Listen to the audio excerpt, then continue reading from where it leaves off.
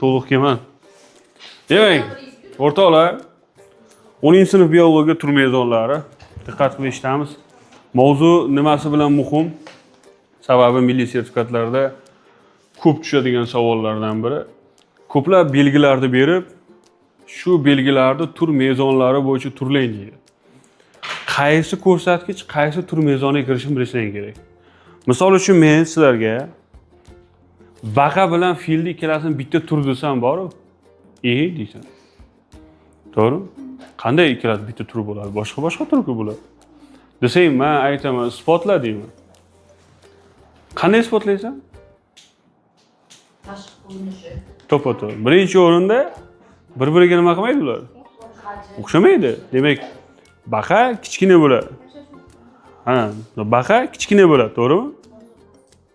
Filchi. Fil katta bo'ladi. Ya'ni tashqi ko'rinish jihatdan ular farq qiladi, to'g'ri? Mana shu tashqi ko'rinish jihatdan farq qiladi deyish morfologik mezon bo'ladi. Tushunarli? Demak, turning morfologik mezoniga bu nima qilmaydi? To'g'ri kelmaydi. Demak, bu ikkalasi aniq bitta tur emas deysan. Lekin ba'zi holatlarda morfologik mezoni to'g'ri kela turib ham bitta tur deb deyilmaydiganlar bor. Demak, morfologik ko'rinish jihatdan bir xil bo'ladi. Ammo bir-biriga ular bitta tur hisoblanmaydi. Bunday turlar eslab qolinglar. Qiyofadosh turlar deyiladi. Nima ekan? Qiyofadosh turlar. Demak, ko'rinish jihatdan bir xil, ajrata olmaysiz ikkalasini. Lekin ular nima emas? Bitta tur emas. Misol uchun, drozofila pashasida drozofila pashasida xuddi shunaqada ikkita bor. Qora kalamushda ham bor bunaqada. Ikkita bor. Qora kalamushda 38 ta xromosomalisi bor, keyin 42 ta xromosomalisi bor. Qora kalamush. Ikkalasi ham qora kalamush. Bir xil. Demak, turlarni o'zaro bir turga mansub deyish uchun morfologik mezonni o'zi ham nima emas ekan? Yetarli emas ekan. Dastlab tushunib olaylik. Ikkita organizmda bitta turga kiradi deyishing uchun mana shu mezonlarni hammasiga tushish kerak. Tushuntira oldim? Bittasiga tushmasa ham ular o'zi nima emas? Boshqa tur bo'ladi. Ular bitta tur emas endi. Demak, даже ko'rinish jihatdan qora kalamushda ham ikki xil bor ekan. 38 ta xromosomalisi bor ekan, 42 ta xromosomalisi ham bor ekan. Va eslab qo'yinglar, qiyofadosh turlar hech qachon o'zaro nasl bermaydi. Tushunarli? Hech qachon. Qiyofadosh turlar o'zaro chatishib nasl bermaydi. Eslangda qolsin. Keyingisi, demak, morfologik ko'rinish tashqi ko'rinishi, demak, shakli, organlarning o'xshashligi jihatdan, demak, baqa bilan filni men bitta turni nima qila olmas ekanman? Kirita olmas ekanman. Bu ikkalasi bitta turmas ekan.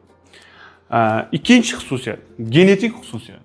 Demak, genetik irsiyati, karyotipi, DNK tuzilish soni bilan ular o'xshash bo'lishi kerak. Baqada umuman boshqa xromosom, filda umuman boshqa xromosom bo'ladi. Demak, ular bir-biriga genetik jihatdan ham nima qilmaydi? Tushmaydi, to'g'rimi? Demak, bu aniq ikkinchi isbotim deysan, birinchi isbotim morfologik mezonga to'g'ri kelmaydi. Baqa bilan filni bitta turga kirish haqida. Ikkinchisi genetik mezonim ham to'g'ri kelmaydi. Ular boshqa xromosomaga ega. Keyingisi fiziologik mezon. Hayotiy jarayonlari, ko'payish xususiyatli, nasl qoldirish imkoniyati. Bular ham demak bir-biriga o'xshamaydi. Misol uchun fil bitta tuqqanda bitta bola tug'ishi mumkin, to'g'rimi? Katta. Ich baliq bitta bo'lmaydi-ku. To'g'rimi? Hali yomg'irdan keyin ko'lmaklar ko'rsanglar, suv ichida ko'p it baliqlar suzib yurgan bo'ladi, bilasizlarmi? O'sha narsa demak, u bitta nasl bermas ekan. Demak, nasl berish jihatdan ham ular o'xshamaydi, farq qilyapti. Ko'payish xususiyati bilan ham bir-biridan farq qilyapti. Misol uchun, fillar sut emizuvchi bo'lgani uchun bular tirik tug'adi. To'g'rimi? Baqalarchi, baqalar avval tuxum qo'yib ketadi, keyin erkakka urug'lantirib ketadi, to'g'rimi? Demak, bularni ko'payish jihatdan ham farq qilyapti. Hayotiy jarayonlari ham farq qiladi. U siqqonlik, sut emizuvchi. Baqachi sovuqqonlik. U demak aytasan, birinchi isbotim morfologik mezonga to'g'ri kelmaydi. Ikkinchisi genetik mezonimga ham to'g'ri kelmaydi. Uchinchisi fiziologik mezonimga ham to'g'ri kelmaydi. Bular aniq bitta tur emas deysan. Yana qanaqa isboti bor desam, keyin aytasan, ekologik mezoni. Bu demak, ekologik nishani hali alohida o'tib beraman. Oziqlanish jihatdan ham farq qiladi, to'g'rimi? Oziqlanish jihatdan ham. Chunki baqa bu pashiydi. To'g'rimi? Filchi parazitlar iste'mol qiladi. U o'txo'r hayvon. O'shaning uchun ikkalasini oziqlanishi ham bir-biriga o'xshamas ekan. Demak, ekologik jihatdan ham bir-biriga nima qilmaydi? O'xshamadi, mos kelmadi. Keyingisi geografik mezon. Geografik mezonga tushishi mumkin. Sababi baqa bor joyda fil ham bo'lib qolishi mumkin. Desam, demak, tushadigan joylari ham bor ekan. Prosta hammasiga tushmagani uchun men bularni nima deya olmayman? Bitta turga mansub deya olmayman. Demak, geografik jihatdan o'xshash bo'lib qolishi mumkin. Aniq emas, bu ham 100% emas. Biokimyoviy, kimyoviy tarkibi, oqsillar va DNKlarning o'xshashligi deyapti. Bu jihatdan ham nima deydi? Tirik organizmlar juda ko'pchilik bir-biriga o'xshab ketadi. O'xshashi mumkin. Misol uchun bunda qandaydir oqsil bir vazifa bajarayotgan bo'lsa, bunda ham xuddi shu oqsil shu vazifani bajarayotgan bo'lishi mumkin. Misol uchun keskin farq qiladiganlarga nima kiradi desa, qoni gemoglobin ga ega bo'lgan kislorod tashishda ishtirok etadigan organizmlarda gemoglobin bu kislorod tashiydigan oqsil. Xuddi shu vazifani hasharotlarda nima bajaradi? Gematsionid bajaradi. Demak, bu ikkalasi biokimyoviy jihatdan bir-biriga o'xshash emas deysiz. Lekin bularda o'xshash bo'lishi mumkin. Demak, ikkita mezonga tushsa ham, misol uchun, ikkita mezonga tushsa ham qolgan mezonlarga tushmaganligi uchun men bularni bitta tur deb atay olmayman. Ikkita organizmni o'zaro bir turga mansubligini aniqlashda, demak, tur mezonlari juda ham muhim ahamiyat kasb etadi. Misol uchun men aytaman. Tungi qushlarning tunda ov qilishi. Bu qanday mezon? Fiziologik mezon. Misol uchun lipaza yog'larni parchalashi. Biokimyoviy. Yoki bo'lmasam tiroksin gormoni odamlarda yod almashinuvini nazorat qiladi. Bu ham biokimyoviy, to'g'rimi? Yoki bo'lmasam nandu qushini Janubiy Amerikada, emuni Avstraliyada, tuyoqushda Afrikada uchrashi. Geografik. Tushunyapsizlar farqini? Demak, xuddi shunaqa mezonlar sochib tashlaydi-da sertifikatda. Sen uni yig'ib chiqishing kerak. Uni yig'ib chiqishing uchun tur mezonlarini nima qilishing kerak? Bilib olishing kerak. Falonchi mezon, pistonchi mezonni ajratib ketaverasan. Tushunarlimi? Oson ekan. Demak, umumiy xulosa turni aniqlashda kompleks yondashuv uchun tur mezonlari ishlatiladi. Qiyin emasmi? Yo'q, qiyin bo'lmasa yaxshi, keyingisiga o'tib ketamiz. Mitoz miyoz. O'rtoqlar, mitoz miyozni mag'ziga yetib keldik. Bu mavzuni bilish nima uchun muhim? Sababi mitoz bu somatik hujayralarning ikkiga bo'linishi. Ya'ni tana hujayralar. Aytdim-a, biror joyi shilinsa, tirtilsa yo bu narsa bo'ladigan bo'lsa, uni o'rnini qoplash uchun biz qaysi usuldan foydalanamiz? Mitozdan foydalanamiz, to'g'rimi? Ammo jinsiy hujayralarning rivojlanishi uchun menga miyoz kerak. Demak, jinsiy hujayralar hosil qilish uchun miyoz kerak. Somatik hujayralarni ko'paytirishim uchun mitoz kerak. Ikkalasining farqini bilib olinglar. Endi esinglarda bo'lsa, mitoz umumiy 4 ta bosqichdan iborat bo'lardi. Ular profaza, metafaza, anafaza va telofaza bo'lardi. Mitoz bo'linish jarayonida xromatin xromosomaga aylanib, spirallashib, kalta bo'larmidi, yo'g'on bo'larmidi? Ikkalasi ham kalta va yo'g'on ko'rinish ko'tardi, to'g'rimi?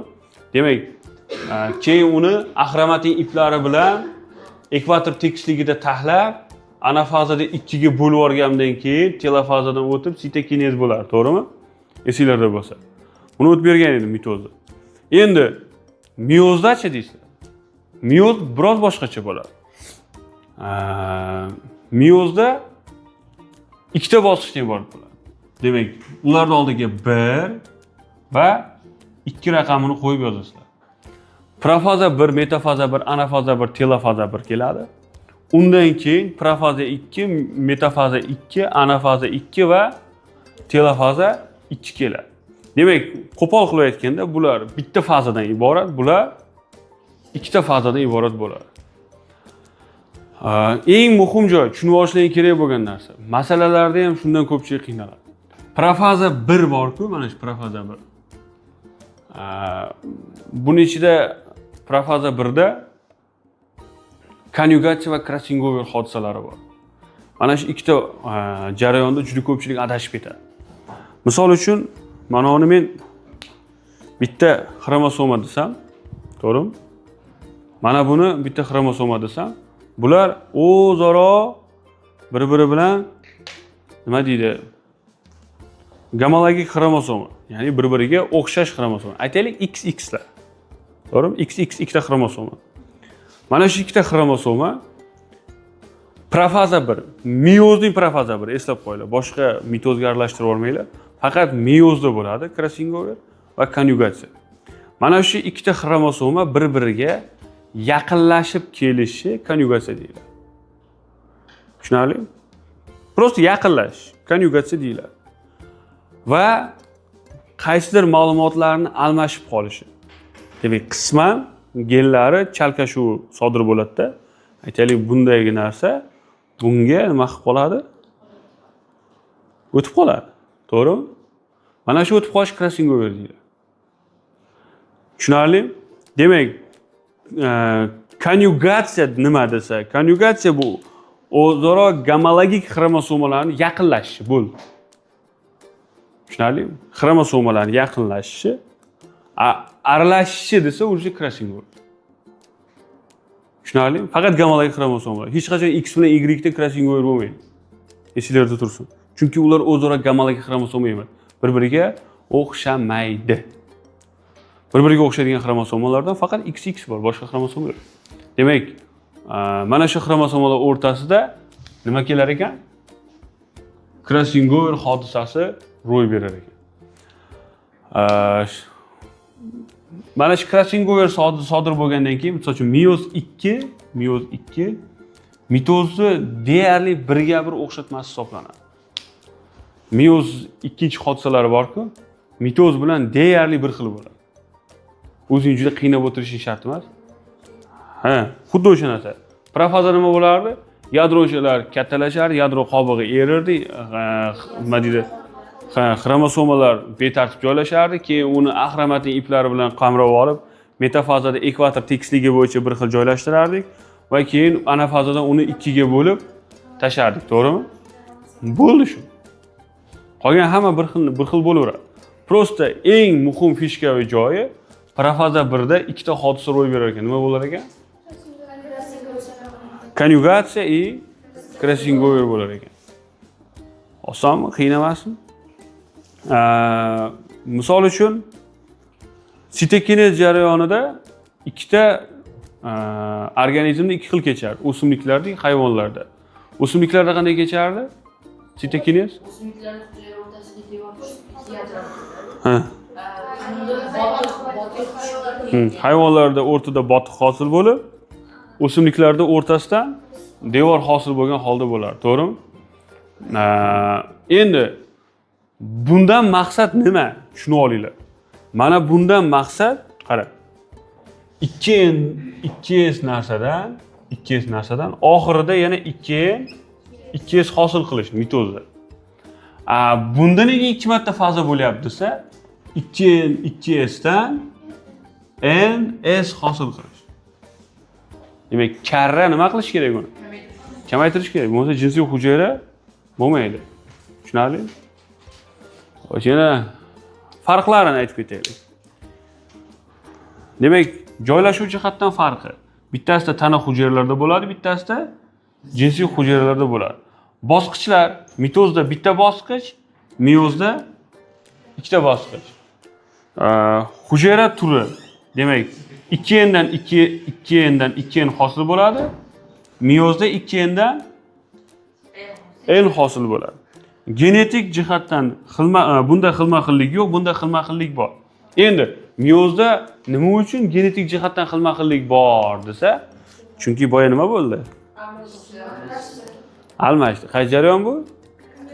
Crossing over. Qaysi jarayondan keyin bo'lardi bu? Konyugatsiyadan keyin. Demak, konyugatsiyaga yaqinlashadi, keyin almashib crossing over bo'ladi. Shuni hisobiga genetik jihatdan miyozda xilma-xillik bo'ladi. Tushunarlimi? Bu bir xilda odamlar savol tug'iladi-da. Nimaga deydi? Sochma, men o'zim o'g'lim. Men o'g'lim menga o'xshamaydi. Misol, deyman, nega menga o'xshamaydi? Radonda almashib qoldimikin? Shunda o'zi bitta farzand tug'ildi-da, boshqa farzand tug'ilmadi. O'zi bitta bola tug'ilgan. Almashib qolishga boshqa bola tug'ilmagan. Lekin bunda nima bo'lgan? Jarayon. Crossing over hodisasi ro'y berganligi uchun ham genetik jihatdan xilma-xillik paydo bo'lgan. Mesela shuning uchun ham hech kim 100% otasiga o'xshamaydi, hech kim 100% onasiga o'xshamaydi. Ya'ni qaysidir jihating otangga o'xshaydi, qaysidir jihating onangga o'xshaydi.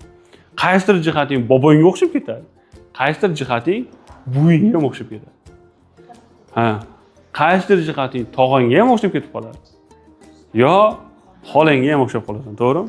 Demak, mana shu genetik xilma-xillikning sababi meyoz jarayonidagi konyugatsiyadan keyingi crossing over hodisasi hisobiga bo'ladi. Tushunarli? Oson ekanmi o'zi? Qiyin emas unaqa.